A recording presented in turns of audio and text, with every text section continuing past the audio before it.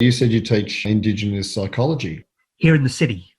Right. And so, I mean, what are some of the key learnings there? And what are the things that would surprise people about Indigenous psychology?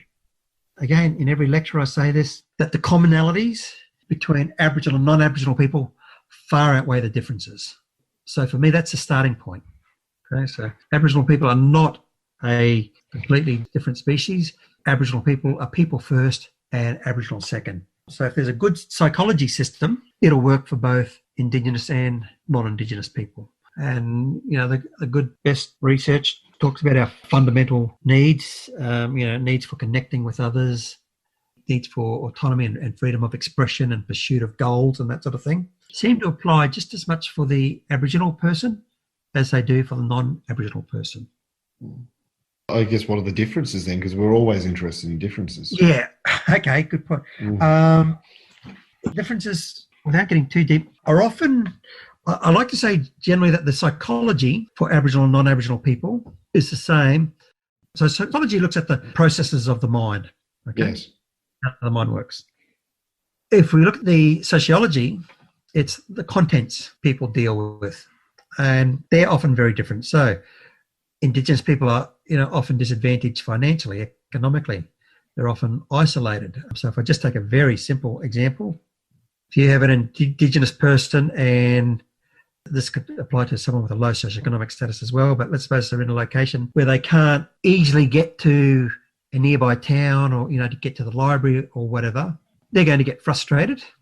And at that point, a psychologist might step in and say, oh, okay, you're frustrated. You've been feeling depressed. Oh, you've been depressed. Okay, clearly got depression. But in actual fact, what the psychologist's done is taken a social situation problem and then they've psychologized it. So this person doesn't have a faulty mind. They're in a situation where the simple solution could be, there could be other people in the same town. What if we organised a bus service? Instead of psychologizing the problem, realise that there's a practical problem here, transport or whatever. How about we just put in a bus service and then they can go to town frequently and go to the library or go to the theatre or go to the restaurant or whatever. That's just a simple example. Does that make sense? That's an example around, I suppose, people that are in a position, as you said, it might be a socioeconomic position where they lack resources. Yeah. I think I read many years ago that Indigenous people in remote communities had a higher intelligence in relation to topographical information. Well, okay, that's the other thing. I'm glad you brought that up. So just back to your first question. Simple answer, what's the differences? As far as psychology goes, very little.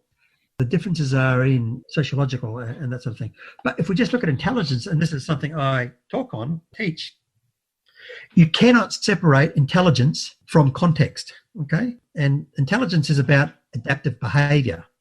Now, if I said to you, what's the best move in chess, you'd laugh at me because it depends on your style, your opponent's style, where the other pieces are, how many pieces you've lost, how many pieces, to say what's the best move in chess is just ridiculous.